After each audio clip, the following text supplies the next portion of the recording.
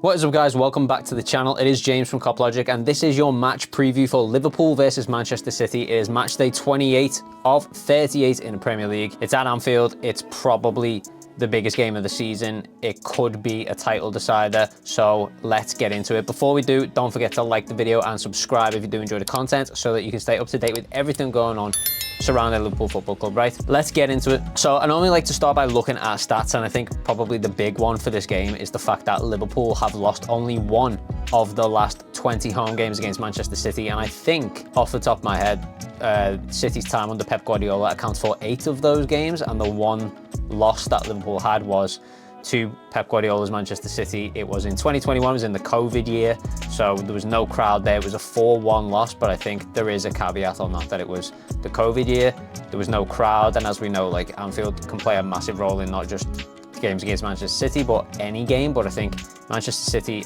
especially Pep Guardiola, does get rattled. He does get rattled by the Anfield crowd. We've seen that last season. Remember, he was like trying to, it was almost like he lost himself to the crowd. Remember, he was like trying to sort of like G the Anfield crowd up, because we were giving him some, and then Mo Salah went through on goal one-on-one and he was on his knees. So yeah, I think the crowd plays a massive role in City games, and I think largely the reason we lost in the COVID year was to do with the fact there was no atmosphere. But also, you know, City are an incredible football club. 115 obviously pending still there, but an amazing football club. So that stat doesn't necessarily mean it's you know, one and done for Liverpool. We're going to win the game or anything like that. It's still going to be probably the hardest game we play all season. It's definitely the biggest game we're going to play all season in relation to the Premier League and whether Liverpool can win the title. I think one of the big differences for this game that you perhaps don't normally see in the Liverpool versus City game is that for Manchester City, I think this game is a must-win. Now, like, don't get me wrong, I think the game's a must-win for both clubs, but particularly for Manchester City, if they were to draw this game against Liverpool, then they're still behind us. So, and this is it. You know, we don't play City again. This is the last time we're playing City this season. It's the last time Jurgen Klopp will face Pep Guardiola's City, which is kind of sad as well. But the point I'm making is that if City don't win this game, then they're behind Liverpool for the rest of this season, and that effectively takes the title race out of their hands and puts it in ours. It's then ours to lose, right? So I don't think a draw does them any favours. It obviously does Arsenal massive favours, which is why neither club can really afford a draw, but I think for the first time in a long time for Manchester City, they have to win this game. They definitely can't lose it, and even if they draw it, again, they take their own fate out of their own hands. So maybe that's a difference to normally when he comes to Anfield, he probably would be happy with the draw and he'd be happy to escape with a draw in a lot of circumstances. But I think, yeah, this game's different for Manchester City this time. They have to win it if they want to win that title, in my opinion. And that might play into our favour because, as we know, we've seen this with Pep Guardiola before in big games, in like Champions League finals and stuff like that. He can do stuff that's like, when he gets it in his head that like it's a must-win game, he makes changes. He does things that he wouldn't normally do. And if you look at his record against Liverpool, you know, he's won 1 in 8 games that he's managed. Potentially, he's going to look at this and think, I've got to do something different this time because I can't afford to lose and I can't afford to draw. Whatever I do in the past doesn't work, hence why he's only ever won 1 in 8. So maybe he's looking at this game and he's thinking he's going to try something a little bit different, and that could play into our hands perfectly because every time he does that in the past, no matter what game it is, whether it's a Champions League final or whatever, he's come up short when he makes these sort of odd changes, either positional with certain players or he makes changes where he starts players you wouldn't expect him to. So it could play into our hands, and I think that's going to be the big difference maker in this game. Now, if you look at the Opta stats, they're putting Manchester City on 42%, Liverpool on 33%, so they've actually got Manchester City as the favourites, which I think is kind of a shock with the game being at Anfield. And with the record as well, Pep Guardiola's record at Anfield being so bad, you would expect Liverpool to be the favourites. But then we do have a lot of injuries still. Alisson Becker being a big one, absolutely massive loss. But then you've got Trent Alexander-Arnold as well, who you're missing. That's also going to be a big loss. But you know what? Maybe again that plays into our favour. We know that he likes to target Trent Alexander-Arnold specifically every time we play City. Phil Foden especially, and Jeremy Doku with that pace as well could be a massive problem. With Trent not in the team, does that change things? Well, we'll get onto that when we do team selection. But also Konate's still up in the air, and yeah, we've got a return in Salah, return in Szoboszlai, but I think there's still big misses in like the likes of Jota, Trent, Alisson. So maybe it's fair that they give City favourites in this game, I don't know, but I think for both teams a win is absolutely massive. It doesn't necessarily decide the title because there's still a ways to go, and Arsenal are still in and around it as well. They're probably going to be top of the table by the time this game kicks off because they play first, so we'll see. But I mean, I think it's a must-win for both games, but as I said, I think the big change this time is that it's a must-win for Manchester City. So probably one of the most important things for Liverpool is going to be team selection, right? Who we put out, who we can put out with all those injuries that I've just discussed. So I think let's jump into team selection. It's a good time to start that now, and maybe we can get some idea of how we think this game is going to go when we look at the players that we think are going to play. So starting with the goalkeeper, it's got to be Kevin Kelleher because Alisson Becker is out injured, unfortunately, and this is a huge loss purely based on the fact that Alisson Becker is the best goalkeeper in the world. We have to give Kevin Kelleher the credit here. He has been absolutely exceptional, and perhaps the one bonus of the fact he's got to play in this game against Manchester City is the fact he's had a good solid run in this Liverpool side now, so he's going to be comfortable. This isn't him coming in cold turkey or whatever, and he's been amazing. We have to give him credit. Every single game he's played, he has been so good, making saves that you would expect only Alisson Becker to be able to make in many circumstances, especially in that League Cup final. So, you know, massive shout out to Kevin Kelleher. I don't think it's as big of a loss as it could have been that Alisson Becker isn't in. Moving on to centre-back partnership, I'm going Virgil van Dijk and Ibrahima Konate. Now, Van Dijk is an obvious choice, but there's also Ibrahima Konate here who, at the moment, we're unsure of his fitness. As of recording this video, he still hasn't had that scan, but according to Jurgen Klopp, things look okay. He's not giving anything away either way, but I think, you know, he was taken off as a precaution against Sparta Prague, not necessarily because there was an injury there. Obviously, something happened, but we're going to have to wait for scan results to see whether he can play or not. But it's sounding promising at the moment, so fingers crossed he plays. Because obviously, if he doesn't, then we're probably looking at Jarell Quansah here.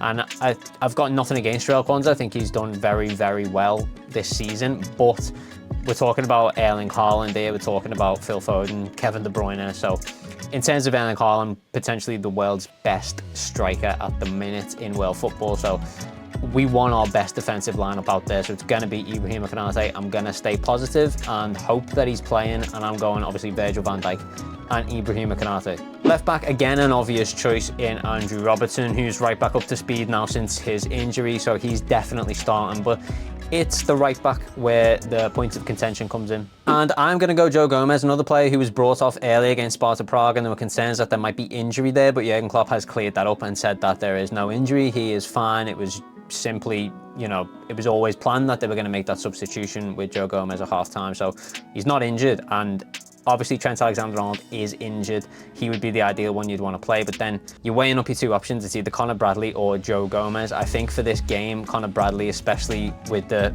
performance he had against Sparta Prague, coming straight off the bench and with his first touch scoring an own goal, probably hasn't done his confidence a load of good, and this is a huge game for Liverpool. I think Joe Gomez with the experience is probably the better option. He's definitely got the pace to get back. We know that this is an area that was targeted by Pep Guardiola all the time when Trent played there. It's probably not going to be any difference even though Trent's not playing, because he's probably going to look at that as an area of inexperience to exploit. And he definitely would do that if it was Conor Bradley playing, because he's a kid. So I think he still does it with Joe Gomez playing, but the promising thing with Joe Gomez is he's got the pace, he can get back, he can play more defensively, certainly more defensively than Trent, so maybe that's an advantage if you want to look at it that way. His defensive play is probably better than Trent's. He definitely doesn't offer as much as Trent going forwards. We are going to lose out there, but then you've got very solid midfield that we'll get into in a second that might make up for that. But for me in this game, I think experience is more important, so I'm going Joe Gomez over Conor Bradley. For the midfield, I'm going to do these two together because I think it's hugely important who plays and where they play. Wataru Endo is going in the CDM role, obviously, but the bonus of having Wataru Endo in the team, who, by the way, has been absolutely fantastic this season. What an absolute signing he has been for the money we spent on him. The performances he's putting in have been exceptional. He started a little slow at the start of the season, but you know, he's found the pace of the Premier League. He's been absolutely amazing. Every time he's on the ball, you feel comfortable. The guy very rarely loses possession, very rarely misplaces a pass. Perfect CDM, especially for the way Liverpool like to play, and with that back line behind him as well. You know, it's going to make things tough for Manchester City, you would hope. But the bonus of Wataru Endo playing in the CDM role is that it allows us to play Alexis McAllister in a more advanced role, and we saw against Sparta Prague what that does for the likes of Darwin Núñez. Alexis McAllister, I think, when he's in that advanced number 10 position, actually gives us the best out of Darwin Núñez. So I think it's so important that we play with Endo in the CDM, and that then allows us to play Alexis McAllister in the advanced position, who has also been potentially, I think, signing of the summer across the entire Premier League, not just for Liverpool. Alexis McAllister and the performances he's been putting in have been incredible. In terms of who partners him though, in midfield. And I'm going to start Dominik Szoboszlai, who, you know, has now returned from injury. We saw him get some time against Sparta Prague. I think your options here are Szoboszlai or Harvey Elliott, because Curtis Jones is still out. Thiago doesn't actually exist anymore. So I think, for me, Harvey Elliott probably deserves a rest. He's been playing a lot of games recently. Fatigue is going to set in at some point. Dominik Szoboszlai is back from injury now. This was our best midfield prior to all of those injuries and prior to the Asian Cup and all that. So I think let's see a return to our best midfield. And he got himself a goal as well, so confidence is going to be high, form is good. So I'm going Dominik Szoboszlai to start. And I think this is Liverpool's best midfield when they're all performing at the top of their abilities. And again, I think it's so important having Alexis in that advanced position for our forward line, which we'll get into right now. In terms of the front three, I'm going to do them all together. I think this is Liverpool's strongest front three. Potentially, Diogo Jota could come in there for Luis Diaz if he was fit. He's not fit, so let's not waste any time talking about Diogo Jota. Right now, at least, I think this is Liverpool's strongest front three. Mohamed Salah has returned from injury, got a little bit of time against Sparta Prague, was unlucky not to get that goal, which was a very dubious offside, by the way. They never actually showed the lines for it either, which is also very suspicious. Like, I don't understand why they weren't showing the lines on TV, because it was a very tight offside. If it was offside or it wasn't, you know, even if I was to say they got the call right and he was marginally offside, why didn't they show us it? Strange one. But again, though, he looks like he's ready to go. He was very unlucky not to get that goal. And he's back. It's Mo Salah. If he's fit, he's definitely playing. He's Liverpool's biggest goal threat. And then you've got, of course, Luis Diaz on the left wing. We don't have much other options there with Diogo Jota injured, who I would have started just based on form. But Luis Diaz got himself a goal as well against Sparta Prague, so also in good form. The only other option you could put there is potentially Cody Gakpo, who I just don't think is having the greatest of time recently at Liverpool. Seems a little bit slow behind the pace of the game all the time.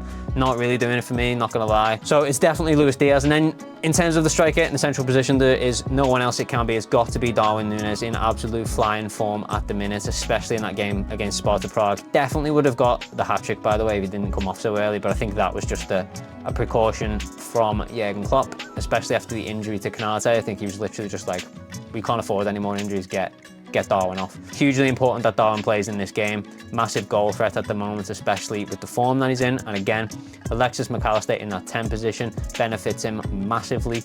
And hopefully we get to see the best of that against Manchester City. Mohamed Salah, of course, still looking for that record-breaking goal, which was ruled out against Sparta Prague. So he's got the option to get that record-breaking goal here in Jurgen Klopp's last ever Liverpool versus Manchester City game. Last ever time he faces off against Pep Guardiola.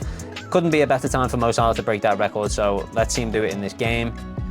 I think this team is pretty damn strong. I mean, the weakest point here is, of course, there's no Alisson Becker and there's no Trent Alexander-Arnold, but that's it. Other than that, I think this is probably Liverpool's strongest 11.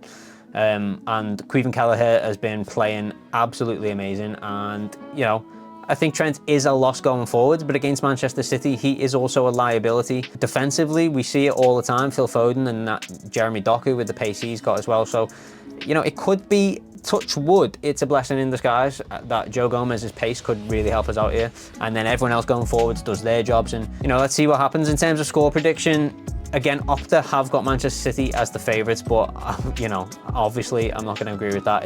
It's Liverpool and Anfield. Pep Guardiola and Manchester City have been rattled at Anfield before. I don't think a draw does either team any favours, so I honestly don't think either team are going to play for a draw. This has got to be, for both teams, they need to win it. So I think it's going to make for a very open game. It's going to be a scary one because both teams have got massive threats in them. Could be back and forth, or it could be really close. I mean, who knows? The one thing I will say is I think there's going to be a winner either way. Because, as I said, a draw just doesn't benefit anyone other than Arsenal. And both these teams are trying to win the league right here. So it's a massive game. I'm going to back Liverpool. So I'm going to say Liverpool 2, Manchester City 1. But it could be Liverpool 4, Manchester City 3. Like, you know, this is either going to be a high-scoring game or a very close tactical game. But either way, I think we have to see a winner. And honestly, for the sake of the Premier League, the winner's got to be Liverpool, because nobody wants to see the 115 win another title. of any kind. I'm going Liverpool 2, Manchester City 1. Get your score predictions down in the comments below, and as always guys, make sure you like the video and subscribe to the channel if you do enjoy the content. Let me know what you guys think is going to happen in this game down in the comments, and we will see you guys in the next video. Peace.